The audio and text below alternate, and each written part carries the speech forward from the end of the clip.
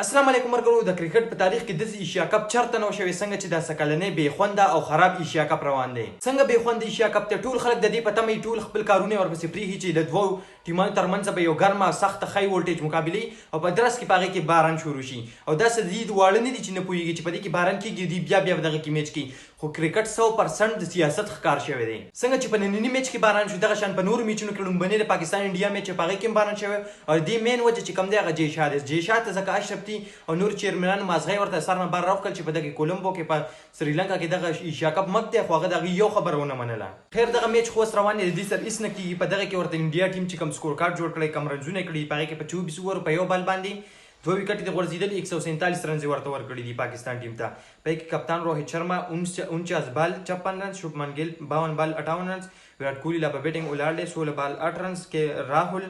28 بال 17 رنز د دې په جواب کې پاکستانی بالران چې کم بالینګ کړي پای کې شهنشاه فرید په 15 اوور کې 37 رنز ورکړي یو وکټ یې غسته په دې کې غلط خراب شوی پړم بنور کې وروسته بیا کم بیک کړي ټولو بالرانو نسیم شاه کې ډېر ښکلي ښایسته اورې کړی وي ډېر مزیدار خطرناک بالینګ یې کړی 15 اوور کې هغه 23 رنز ورکړي 0 وکټ یې اخیستي دي فهیم اشرف 3 اوورې کړي دي 15 رنز ورکړي 0 وکټ یې حارث رو 15 اوورې کړي 27 رنز یې اخیستي دي 0 وکټ یې شاداب خان شپږ اوور یو بال یې کړی دی 45 رنز یې اخیستي یو وکټ یې اخیستی چې د پکې هم ډېر زیات ښکلي کم بیک کړی دی دا د پاکستان او د انډیا ټیم د اوسني ټیمه پورې دغه سکور کارت اوس د دې میچ اخیری حل دا دی که چرې تر 10 بجو نه مخکې دغه میچ شروع شو نو پاکستان ټیم ورته چې دوی کوم ټارګټ کړي دي نو هغه ورته په 24 اوورو کې